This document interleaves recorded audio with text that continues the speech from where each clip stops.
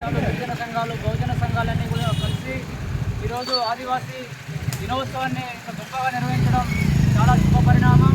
మరి ఆదివాసీలు ఈ దేశ మూలవాసులైనటువంటి ఆదివాసీలు దశాబ్దాలుగా దేశానికి స్వాతంత్రం వచ్చి 7 దశాబ్దాలు గడిచిన ఈ దేశ మూలవాసులైనటువంటి ఆదివాసీల జీవన ప్రమాణాలు మెరుగుపడడం లేదు.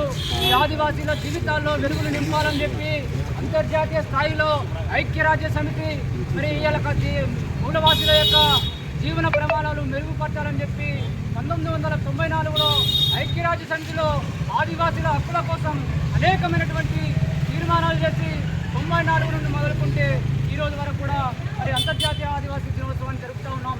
కానీ ఆదివాసీల మరి స్వాతంత్రం వచ్చిన సంవత్సరాలైనా ఆదివాసీలు ఇంకా అనేక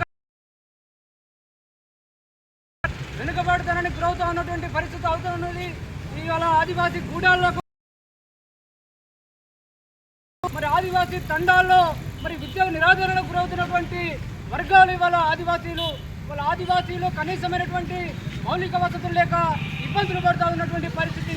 కేంద్ర రాష్ట్ర ప్రభుత్వాలు మరి గిరిజనుల కోసం అని చెప్పి వీసా చట్టం కావచ్చు, 170 యాక్ట్ కావచ్చు, అనేకమైనటువంటి చట్టాలు తీసుకొస్తా ఉన్నాయి. కానీ ఆ చట్టాల అమలుకు చిత్తశుద్ధితో పనిచేయడం లేదు. తత్ఫలితంగా మన గిరిజన జీవితాలు ఇవాళ మరి అభివృద్ధికి ఆమడ దూరంలో ఉన్నటువంటి పరిస్థితి కనబడతా ఉన్నది.